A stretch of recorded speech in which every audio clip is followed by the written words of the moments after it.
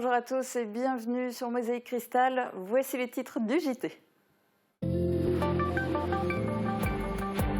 La 5e vague de Covid semble faiblir en Moselle. Le taux d'incidence est en baisse, mais il est encore à 3100 cas pour 100 000 habitants.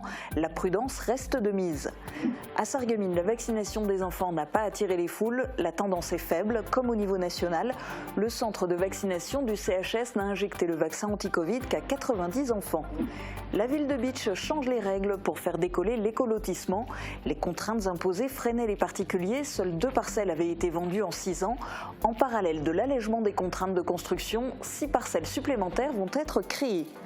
La ville de Sarreguemines s'intéresse à l'avis des citoyens. Les comités consultatifs sont lancés. Le premier comité a planché sur le devenir de la friche des anciennes faïenceries. Fin de mandat pour les élus du conseil départemental junior. La jeune Maëlys Crémer, jeune sapeur-pompier d'Étain, a rendu sa place de présidente du CDJ, mais s'intéresse toujours à la politique. Et dans la chronique du jour, on ne parlera pas de politique, mais de culture, n'est-ce pas Morane? Absolument Julia, d'ailleurs le 14 février approche à grands pas, j'en dis pas plus. Je crois que l'indice est suffisant, en tout cas pour les amoureux, vous en saurez plus dans quelques minutes. Culture et patrimoine à préserver, vous ferez la connaissance de Nicole Kling. À 71 ans, cette peintre d'église ne se lasse pas de redonner une seconde jeunesse au patrimoine religieux. Et puis, savez-vous que les soldats du 16e bataillon de chasseurs à pied ont des chevaux? Dans cette émission, on va vous faire découvrir la section équestre. Une vingtaine de chevaux et une dizaine de poneys vivent dans les écuries de la caserne. Place d'abord à l'actu. Le retour à la normale n'est pas pour demain en Moselle ni ailleurs. La 5e vague semble pourtant faiblir. Si le taux d'incidence reste élevé dans le département, les formes graves du Covid se font plus rares, permettant aux hôpitaux de souffler enfin. Si la prudence reste de mise, les autorités commencent à parler au passé de la pandémie. Les explications de Fanny Bragard.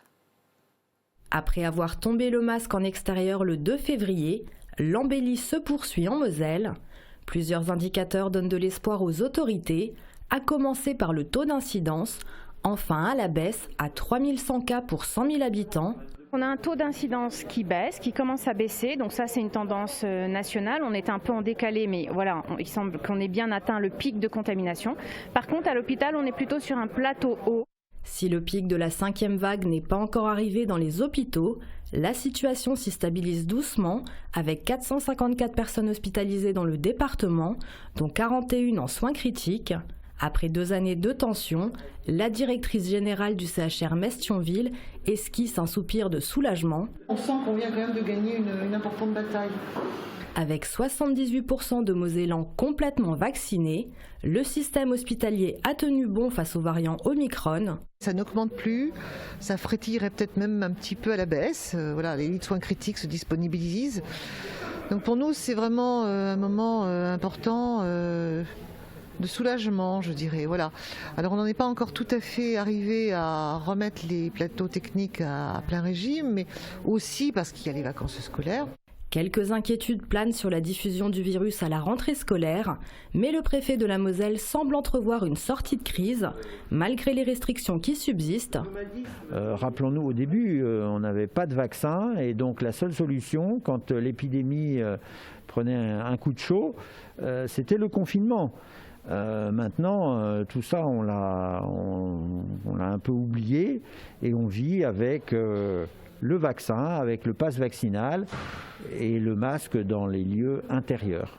Selon le préfet, pour l'heure, la question d'une 4e dose de vaccin ne se pose pas. Et si la décrue se poursuit, le calendrier de levée des restrictions devrait être respecté avec de nouveaux allègements dès le 16 février. La vaccination des enfants âgés de 5 à 11 ans est possible en France depuis la fin décembre, mais les chiffres ne décollent pas. À Sarreguemines, cela a été mis en place il y a environ un mois au centre de vaccination du CHS. Quel est l'état des lieux dans notre secteur? Réponse avec Pascal Schmitt, directeur adjoint des hôpitaux de Sarreguemines. Au niveau national, au 29 janvier, 4% des enfants avaient reçu une première dose de vaccin, des chiffres très faibles.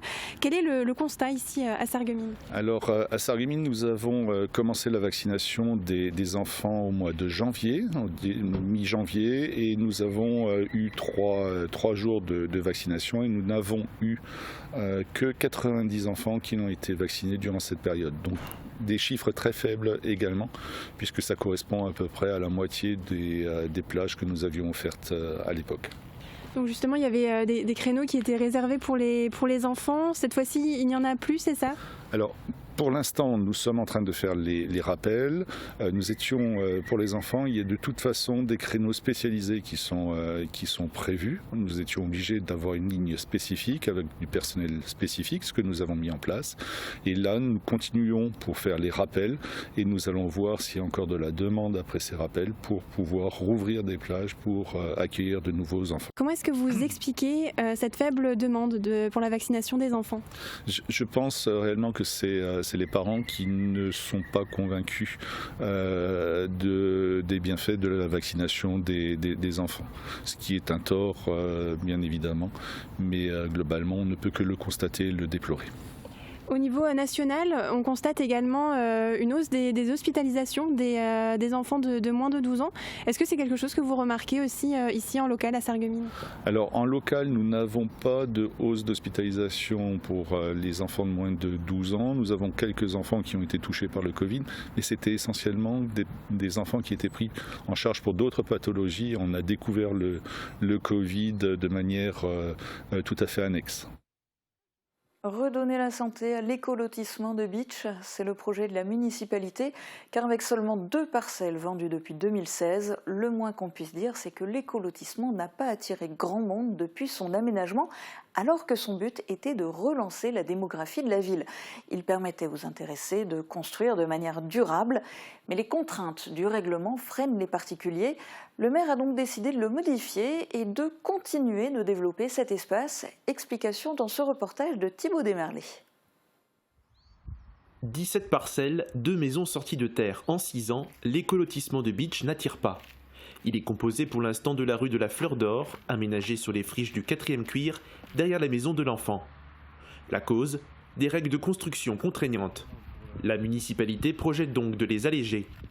Alors que les particuliers recherchent de grands espaces, les parcelles sont trop petites et la mitoyenneté est obligatoire. Mais les gens veulent avoir une certaine individualité, donc ils auront la possibilité d'acheter 2 parcelles, avec une marge de recul dans ce cas-là 3 mètres de chaque côté, ou alors d'acheter une parcelle, mais dans ce cas-là, l'obligation de construire en limite ne s'appliquera que d'un côté. Autre frein à l'achat constaté, sur les parcelles du côté gauche, la végétation au fond occupe une partie de la surface des terrains. Vous avez une marge de recul qui est relativement faible, l'emprise foncière est trop courte, les gens achètent néanmoins au même prix cette partie qu'ils ne peuvent pas modifier, donc cet élément va être modifié, je ne vais pas dire supprimé puisque la trame verte, on va simplement la reculer, ce qui donnera une emprise beaucoup plus large au niveau de ces parcelles du côté gauche. Avec ces allègements, la municipalité espère relancer l'écolotissement. Des intéressés ont déjà approché la mairie. Mais ici, on imagine déjà l'avenir. Pour développer encore ce quartier, une deuxième phase sera lancée avec 6 parcelles supplémentaires. Donc, ce qui fera l'objet d'un nouveau permis d'aménager qui sera déposé. On a une phase d'étude de 6-7 mois et donc après viabilisation, les parcelles pourront être construites début 2023. Le prix à l'art, quant à lui, ne changera pas. Il sera le même pour tous les terrains. Ces projets, ces modifications seront à l'ordre du jour au prochain conseil municipal. Et le prix de l'art dans l'écolotissement de Bitche est 7 400 € TTC. Une consultation du public est lancée depuis le 7 février jusqu'au 23 mars à Schmidwiller. Elle porte sur l'activité d'une SARL installée dans la commune et plus particulièrement sur l'unité de méthanisation de Kirch Énergie Nouvelle, une installation classée pour la protection de l'environnement. Un dossier est tenu à la disposition du public jusqu'au 8 mars. Il peut être consulté pendant les jours et heures d'ouverture de la mairie ou sur le site internet de la préfecture. Il contient toutes les informations sur le fonctionnement, la disposition, la production et son impact sur l'environnement. Vous pouvez écrire vos observations et propositions sur le registre qui l'accompagne ou par voie postale ou par mail à la préfecture. Le dossier a aussi été transmis aux communes de Rallin, Étain, Dellingen, Calouze et Domfessel. À Sarreguemines, les comités consultatifs sont lancés. Les premiers à se réunir ont été les citoyens sarregueminois qui s'intéressent au devenir des anciennes faïenceries. Ils ont écouté un exposé consacré à ce que pourrait devenir cette friche avant de partir la visiter. Guillaume Dumontail était avec eux. Un site de 33 hectares à proximité immédiate de la Sarre et du centre-ville. Avec un bois urbain de 7 hectares et des bâtiments imposants délaissés, le secteur des anciennes faïenceries est un immense espace à réinventer, mais pas de n'importe quelle manière. De nombreux habitants d'ailleurs s'y intéressent, il ne s'agit pas pour eux d'un endroit neutre. Papa, maman, mes grands-parents, mes arrière-grands-parents ont toujours travaillé aux faïenceries. J'avais mes grands-parents, mes parents qui bossaient à l'intérieur de ce site, au sein des faïenceries. Que faire de cette immense friche? La municipalité est chargée de son réaménagement et il va falloir trouver la bonne formule pour réintégrer cet espace dans la ville en préservant son côté boisé, en le connectant au reste de la ville pour apporter de la complémentarité et non de la concurrence avec les activités existantes. Un travail de longue haleine auquel les habitants sont associés par le biais des comités consultatifs. Il n'y a pas autant d'idées que de participants, mais presque. On a besoin de grandes salles de spectacle au sein de la ville. Ce serait l'opportunité déjà de la faire. Pas de commerce, pas de bureau, mais vraiment un lieu de vie heureux où les enfants peuvent courir tranquillement dans la nature. Quels que soient les arbitrages et les décisions qui seront prises, le réaménagement de ce secteur prendra du temps. Ce type de projet va durer 10, 15 ans, voire 20 ans avant que tout soit en place. Cette demi-journée d'échange et de découverte des anciennes faïenceries était la première action du comité consultatif consacré à cet espace. Il y en a également 5 autres qui s'intéressent à d'autres problématiques, les enjeux du centre-ville, l'environnement et le développement durable, sport et santé, enjeux des quartiers et circulation et sécurité. Il est encore possible d'adhérer au comité consultatif. Ce n'est pas parce qu'ils ont commencé leur activité que pour autant le recrutement est terminé. Tout au long de leur existence, toute personne intéressée par la chose publique, par ces thématiques, a la possibilité d'adhérer. Pour ce faire, il suffit d'envoyer une demande au nom du maire de Sarreguemines et puis la personne pourrait adhérer très rapidement. Prochaine journée d'action des comités consultatifs, fin février, début mars. Fin de mandat pour une jeune élue du secteur, Maëlys Crémer, présidente du CDJ 57, le conseil départemental junior de la Moselle. Elle a été élue en 2018. Malgré un mandat marqué par la crise sanitaire, elle a tout de même pu mettre en place d'importants projets avec ses conseillers. Reportage d'Uranie Tozic et Marie-Morgane Pires. Avec mes collègues conseillers départementaux juniors présents. C'est un chapitre qui se clôt pour Maëlys Crémer. En 2018, elle a intégré le conseil départemental junior de la Moselle en représentant le canton de Bitche. Elle a ensuite été élue présidente. Comme pour les adultes, 54 conseillers se réunissent régulièrement lors de séances plénières pour discuter de leurs idées et les mettre en place. C'est ainsi que plusieurs grands projets ont vu le jour durant cette mandature. Moselle Incroyable Talent, où on a fait une journée où on a fait des découvertes de talents, tout ça. Et le clip sur le harcèlement, ça touche tout le monde. À l'élection, tout le monde voulait faire quelque chose sur le harcèlement, donc on l'a fait. Autre projet phare, la problématique du développement durable à travers un concours et la mise en lumière d'initiatives de jeunes pour la préservation de la planète. Si aujourd'hui Maëlys rend sa place de présidente, elle souhaite accompagner les prochains élus. D'autant qu'avec ses camarades, ils ont encore des idées qu'ils n'ont pas encore pu réaliser. Mettre en place la boule de Noël des CDJ en partenariat avec le CIAV de Meisenthal, parce qu'on aimerait beaucoup faire ça. Et continuer notre action sur le harcèlement parce que c'est très important et qu'il faut en parler. La politique n'est pas le seul engagement de Maëlys qui habite la commune d'Étain. Elle est également pompier volontaire comme une dizaine d'autres conseillers juniors. Cela a permis de faire le lien entre le comité départemental des jeunes des services d'incendie et de secours pour développer des projets communs. Une activité qu'elle compte bien poursuivre Et en ce qui concerne une prochaine élection, pourquoi pas dans quelques années prendre la place au sein du conseil départemental adulte, à voir. La dernière séance plénière de cette mandature a permis de faire le bilan de ces 3 années d'engagement. Le prochain conseil départemental junior sera élu en juin 2022. En cette période de crise sanitaire, vous entendez souvent parler dans les médias de fermeture d'enseignes ou de difficultés financières dans les commerces et dans les entreprises. Alors, petit coup de projecteur sur du positif. Un nouveau restaurant vient d'ouvrir ses portes hier rue Chamboran à Sarreguemines. Le César a dévoilé ses spécialités italiennes, pizza, pâtes fraîches, lasagne, arancini. Le César, c'est une aventure en famille. Le jeune patron, Pierre Carrozza, s'est entouré de son père, de sa mère et d'une de ses sœurs, en plus d'un salarié embauché hors du cercle familial. Le restaurant est ouvert du mardi au dimanche et propose aussi de la vente à emporter. Et à présent, culture à consommer sans modération, c'est l'heure de la chronique de Morane.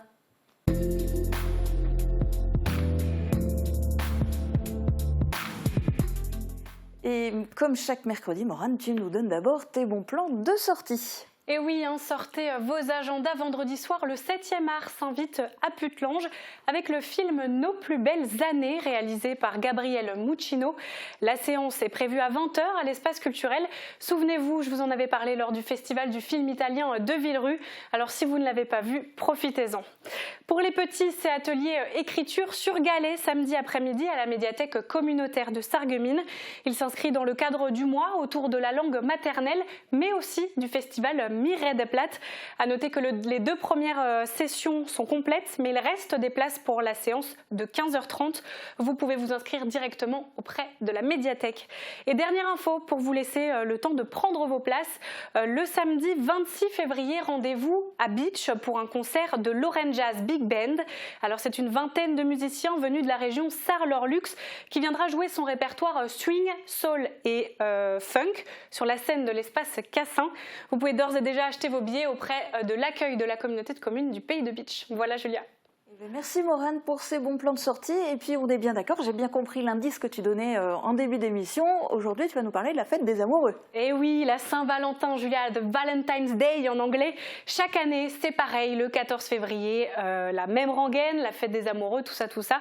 Et comme l'histoire, on la connaît, aujourd'hui, je vous propose quelques anecdotes sympas sur le sujet. Eh bien alors c'est parti, anecdote numéro 1. Alors tu me connais Julia, je fais pas dans la dentelle et je vais sûrement détruire le mythe des amoureux d'ici quelques secondes. Non. Si. Alors dans la Rome antique, la Saint-Valentin s'appelait la fête des Lupercales. Et drôle de notion de fête, puisque à cette occasion, on sacrifiait un chèvre ou une chèvre ou un bouc. Avec la peau, on fabriquait des fouets. Et puis des hommes nus ou quasiment nus s'en allaient gaiement fouetter les femmes du village. Sympa, ce serait une sorte de rituel amoureux pour purifier les femmes et leur garantir la fécondité. Ce festival se déroulait en février, car février se dit februare en latin, qui signifie purifier, CQFD. En fait, tu vas nous ruiner notre Saint-Valentin, Oui, c'est ça. Allez, je continue. Anecdote numéro 2. Vous allez y réfléchir à 2 fois avant d'offrir un ours en peluche à votre Valentin ou votre Valentine. Dans l'imaginaire collectif, quand on pense à l'amour, Julia, on pense à quoi ? Au cœur. Et oui, au cœur, absolument. Mais avant qu'on associe les cœurs rouges à l'amour, eh bien c'est l'ours, roi des animaux, qui était le symbole officiel des amoureux. Pourquoi ? Eh bien, en fait, l'ours serait l'animal qui se rapproche le plus de l'être humain par son comportement et ses sentiments. Trop mignon, vous pensez ? Eh bien, c'est aussi l'animal qui a le plus grand appétit sexuel. Il paraît qu'en Europe centrale, au carnaval, les hommes se déguisaient en ours pour séduire les femmes. Et ça marchait. L'Église a alors longtemps tenté de détruire ce mythe autour de cette bête féroce et pas très catholique. Et aujourd'hui, l'ours s'est transformé en ours en peluche et puis il est très souvent offert le jour de la Saint-Valentin. Et on ne verra plus du tout les choses comme avant. Et c'est tout le but de ta chronique, Julia. Alors, dernière anecdote, la numéro 3. Beaucoup détestent la Saint-Valentin pour beaucoup de raisons que je ne vais pas énumérer. Alors, pour contrer les plans machiavéliques de cette fête commerciale, certains ont décidé de célébrer l'amitié plutôt que l'amour un jour avant, soit le 13 février. On appelle ça le Palentine's Day. En anglais, c'est un néologisme. Si on devait traduire ça en français, on l'appellerait le jour des potes, parce que pal en anglais, ça veut dire pote, copain. Ça, c'est cool. Et oui, très cool. Et donc la veille de la Saint-Valentin, on en profite pour se réunir entre copains, pour se faire un resto, regarder un film, jouer à des jeux vidéo ou tout simplement aller boire un verre. Je rappelle que l'abus d'alcool est dangereux pour la santé. En tout cas, c'est bien sympa parce que personne reste sur la touche, célibataire ou non. Ça permet de faire des économies dans les cadeaux inutiles et puis ça fait passer de beaux moments, tout simplement, c'est le principal. Ben oui, c'est super comme alternative. Très. Et puis dernier mot pour la fin, seul, en couple ou à plusieurs, en fait, chacun est libre de faire ce qu'il veut. Pour beaucoup, la Saint-Valentin, ça fait plaisir. Pour d'autres, pas trop. Le principal, c'est que vous soyez heureux. Eh bien, tu as bien raison. Merci Morane. Et puis, on vous souhaite à tous déjà en avance une bonne Saint-Valentin. N'oubliez pas, c'est lundi. Et pour le moment, c'est l'heure de la météo.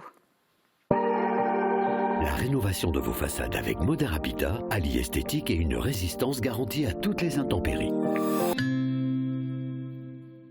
Retrouvez votre programme avec le Crédit Mutuel, partenaire des grands événements de votre région. Une banque qui appartient à ses clients, ça change tout.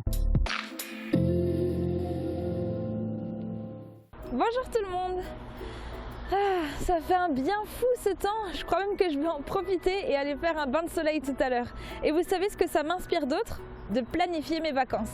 En plus, janvier, c'est le mois idéal pour profiter des meilleurs prix. Que ce soit pour l'hébergement ou pour le transport, vous avez plus de choix et surtout plus de chances de tomber sur des offres promotionnelles. Et sinon, pour ceux qui ont du mal à se projeter ou qui ont le goût du risque, il reste toujours les voyages de dernière minute qui peuvent aussi être intéressants. Mais que vous soyez dans la team organisée ou dans la team dernière minute, j'ai un dernier argument qui va vous convaincre de partir en vacances. C'est le retour de la pluie. C'est reparti pour un ciel gris et pluvieux, surtout en matinée, avec des températures qui retombent à 1 à 3 degrés pour les minimales et 5 à 8 degrés pour les maximales. Demain, pensez à souhaiter une bonne fête au Arnaud et il fera jour de 7h52 à 17h46. Passez tous encore une très belle journée et profitez bien du soleil. À demain! C'était votre programme avec le Crédit Mutuel, partenaire des grands événements de votre région. Une banque qui appartient à ses clients, ça change tout. Et si les créateurs italiens influençaient l'aménagement de votre maison ? Cuisine, salle de bain, carrelage, Cesa au centre de la Rotonde à Sarreguemines vous propose un vaste choix et un excellent rapport qualité-prix. On entend les oiseaux chanter. Hein ? Qu'est-ce que tu dis ? Vous avez un doute sur votre audition ? Venez tester votre audition sur simple rendez-vous. Oui, mais à partir de quel âge ? Quel que soit votre âge, au moindre doute, nous pratiquons un test de dépistage en magasin. Et à quel prix ? Gratuitement. Alors n'hésitez pas, prenez rendez-vous dès maintenant.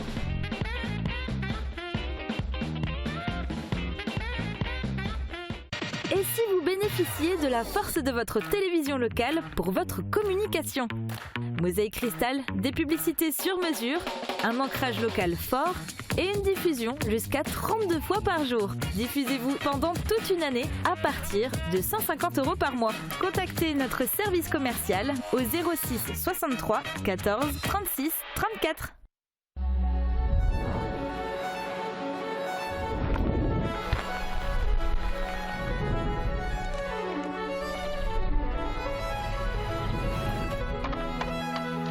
Chaque jour, nous faisons des gestes qui nous protègent et protègent les autres.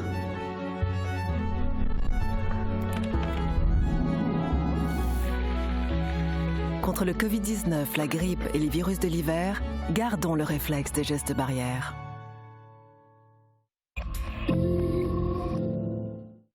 Tout le monde connaît à Bitche le 16e bataillon de chasseurs à pied, mais connaissez-vous sa section équestre ? Présente depuis de nombreuses années sur la base, elle permet aux militaires de pratiquer une activité physique, mais pas seulement. Christelle Reviaco et Yannick Sûr sont partis à la rencontre de la sergent-chef Gwenaëlle, maître de manège de cette section, pour nous expliquer ses nombreuses fonctions. Des poneys au 16e bataillon de chasseurs à pied de Bitche. Non, vous ne rêvez pas, ils vivent avec les militaires depuis de nombreuses années. Le bataillon est connu dans le pays de Bitche, mais la section équestre l'est moins. Créé dans les années 60, le centre équestre militaire est rattaché au 16e depuis janvier 2021. Auparavant, il dépendait de la maison mère à Fontainebleau, l'école militaire équestre. Une vingtaine de chevaux et une dizaine de poneys vivent à l'écurie. Ils sont montés quotidiennement par les militaires mais n'ont aucun lien avec le combat. L'objectif de cette section est d'apporter du soutien aux militaires et aux familles à travers l'équitation. Cela leur permet aussi de pratiquer une autre activité physique. Alors on a 3 rôles principaux, dont 2 qui sont le plus important ici. Ça va être tout ce qui est opérationnel. Quand je parle d'opérationnel, c'est de faire monter les cavaliers militaires. Donc dans le domaine sportif, on va les préparer. Ça va être plus du mental, tester un petit peu leur volonté et les changements au niveau psychologique de ce qui peut apporter l'inconnu de monter à cheval quand ils ne connaissent pas. Et le côté le plus important, ça va être surtout le côté famille, le soutien aux familles. On a quand même un bataillon qui est très opérationnel. Les papas, les mamans sont souvent absents, donc on est là aussi pour soutenir et occuper les familles et les enfants notamment. Cette section est peu connue en dehors de la base, mais pourtant ce n'est pas la seule en France. Il en existe plus d'une dizaine sur le territoire, avec la plus connue, celle de Fontainebleau. 2 sous-officiers et 4 militaires du rang s'occupent de faire tourner l'écurie. Pour intégrer cette section, il n'est pas obligatoire d'avoir un passif avec le monde de l'équitation, mais la majorité a déjà travaillé avec des chevaux. Refaire un petit peu ou pas ? Comme son adjoint, ancien moniteur dans le civil, qui s'est engagé spécialement pour ça. Moi, j'étais cavalière dans le civil aussi, et la plupart de nos militaires du rang ont été cavaliers ou au moins en amateur, ou alors en compétition, ont été propriétaires. On n'en a qu'un qui n'est pas du tout du domaine, qu'on a récupéré du 16 en réorientation, donc qui a souhaité changer de spécialité pour venir chez nous. À Bitche, le centre équestre n'est pas uniquement réservé aux militaires, il sert aussi de lien avec les citoyens.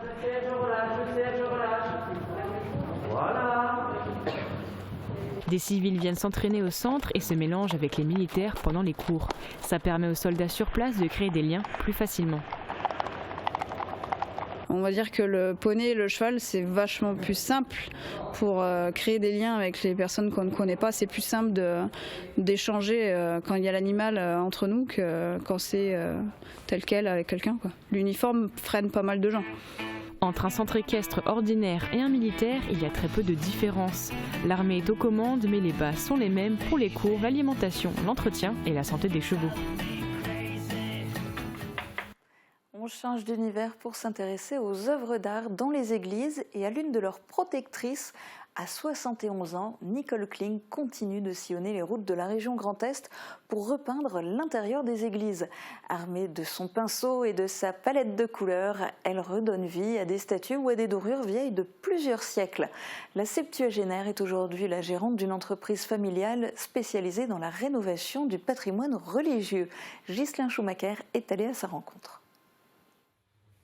Nicole et les employés de son entreprise ont repeint l'église de Mittersheim du sol au plafond. Ce matin, elle réalise les dernières finitions. Après 3 mois de travaux, de restauration de peinture, là il faut intervenir sur le bas des chapiteaux.